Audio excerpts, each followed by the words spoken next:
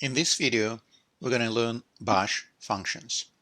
Like in any programming language, in Bash, a function is a block of code that you can access by its name. Functions are similar to scripts. They contain some code that you run in Bash. The difference is a script is saved as a file, and then you will make this file executable and run it. Whereas a function is something that you define in your shell, and you can access it by its name. Let me give you an example. Let's write a function that is called greeting. And I'm going to use the syntax, open curly brackets. And then here I'm going to type a command, for example, hi there. Notice that the prompt is different while I'm typing the function. Instead of the usual Unix prompt, instead of these, I have the greater than sign. So that means that Bash is waiting for me to finish typing the command. And I will have just a single command inside the function, and the second curly bracket will close my function. So here I have the definition. I can actually print this definition. If I type greeting, that is the function that I just defined. So to run this function, all I have to do is type greeting. And here we go. We have hi there from the echo command. A function, similar to a script, can take in arguments. For example, let's modify our function. I'm going to have this, and I'm going to print echo. The arguments are, and then I'm going to have $, add sign, and then close the function. So here's my function definition. And here I'm running the function. I'm just passing a bunch of arguments. So in this case, 4 arguments.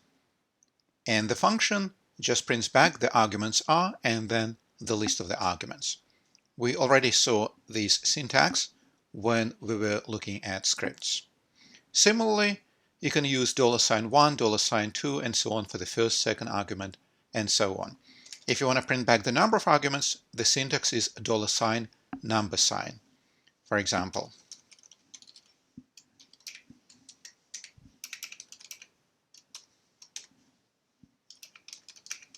$number sign arguments.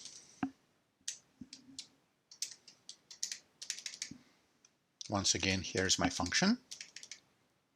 And let's run it as it is, greeting. Let's say 1, 2, 3, 4, and then let's say 5. And then we have 5 arguments. Let's try with 3. We have 3 arguments. All right. So in these cases, I was defining my function right inside the shell.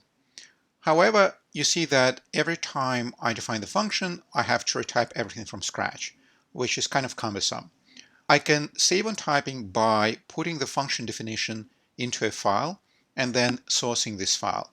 Let me show what I mean. I'm going to open a file.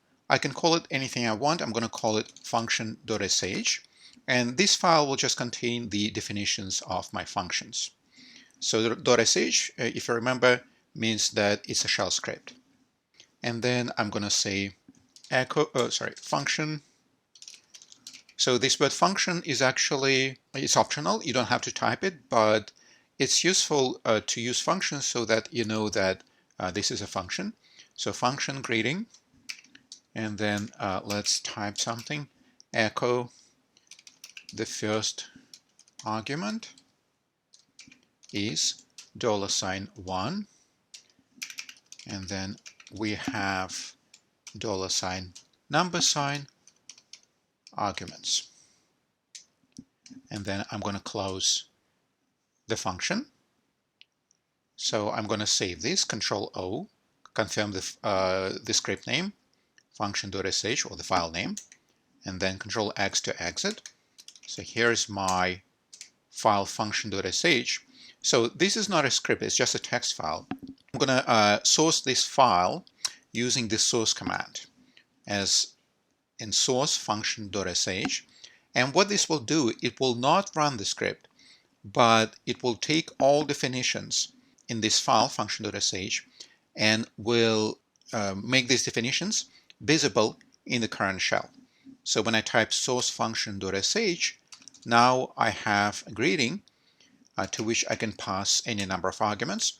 And as you can see, it will just run the greeting function that I define inside of function.sh. So this function is running, prints back the first argument is and the first argument, and then we have 3 arguments.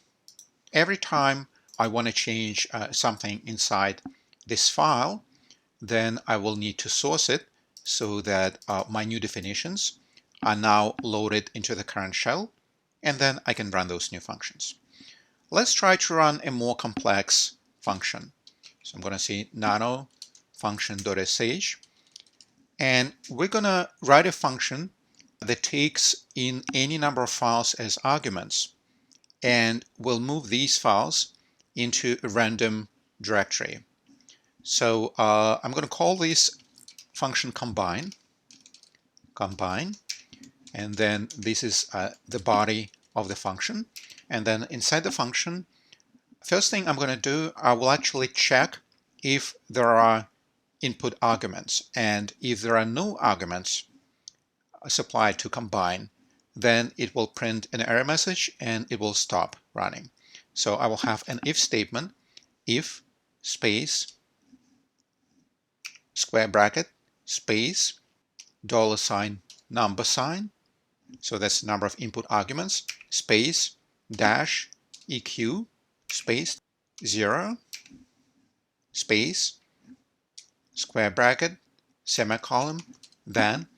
So this syntax is actually very important. You have to have spaces where I type them. Then I'm gonna say print an error message, echo no arguments specified, usage combine file 1, and then optionally we can have file 2, file 3, and so on. And then I'm going to say return 1, and this will exit the function. So the function will stop running. Then I need to close the if statement, and in Bash the syntax for that is fi. Let me save this. So here I'm checking for the number of input arguments, and if the number of input arguments is 0, then print this message and exit the function. Otherwise, continue running. I'm going to create a directory. So dir is actually a variable, and the value of this variable is taken from this environment variable random. So random will produce a random integer number. And because I want to have a slightly longer name, what I'm going to do, I'm going to repeat it twice.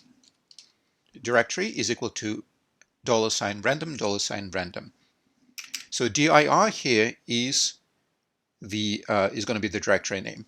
Notice, and this is really important, that we don't have any spaces around the equal sign. If you put in spaces here, we'll get an error message. So that's really important in Bash. When you declare any variable, you cannot have spaces around the equal sign. We're going to make this directory, the usual make directory command, $dir, create a directory with this name, take all these files and move them into this directory. And then I'm going to print the message, moved these files into $dir. And that's it. Once again, we're checking the number of input arguments, and if it's 0, then we stop, print a message and stop. Then we create a directory with a random name. Here we go, we create this directory. Then we move all the files that we passed to combine to this directory, and then we print a message. So I already saved it. Let's press Ctrl X to exit. And then here's what I have in the current directory. So there are only PDB files and a couple of scripts, but there are no directories in here. Oops, ls-f. There are no directories. And first of all, I need to source the file function.sh, so that now I have combine in my current shell. So here's the definition, and then I can actually run it. So let's try to run it. Combine, and I'm going to pass a couple of file names to it. So let's say methane and pentane. And it says move these files into directory with this long integer name. So let's check. We indeed have such a directory. And inside of this directory, we have the files methane and pentane. Let's try to run combine once again. This time I'm going to pass 3 files to it: cubane, propane, and octane. And I move these files into the following directory. So this directory is right there. And inside of the directory, we have the files that we just passed to the combine function. So as you can see, it's really easy to start writing bash functions. The syntax is very similar to the scripts in bash. The main difference is that a function is defined by its name, and then you can access this function anywhere. So for example, I can go to a different directory, let's say to creatures. Remember this directory where we had basilisk and unicorn before? And here I can run combine as well, because this function is already defined in the current shell. And I can say combine basilisk and unicorn, and it will just create a random directory. And inside of this directory, now we have those 2 files. Okay, so the function you define once, and then you can use it in any directory. Whereas a script, it's actually, if you have a script in the current directory, then you can run the script from the current directory. If you are in some other directory in Unix, then you cannot just say dot followed by the script name, because the script is sitting elsewhere. So you have to provide the path to the script. Final note on functions.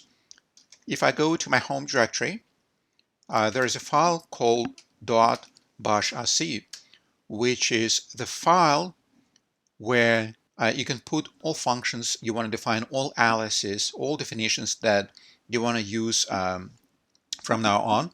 And every time you log in to the cluster, bash, when it starts, it will read this file, .bashrc file, and it will execute all commands in this file, and then it will give you the shell. So that means that any definition that you want to use from now on, you can actually put into this file, and then that definition will be available to you the next time you log in onto the cluster. And this .bashrc file is actually it's present on all systems where you can use bash. So for example, if you're running bash in the terminal on your Linux laptop or on your MacBook, then you can create the .bashrc file and put all your function definitions into that file. And then every time you start a new terminal, these definitions will be available to you.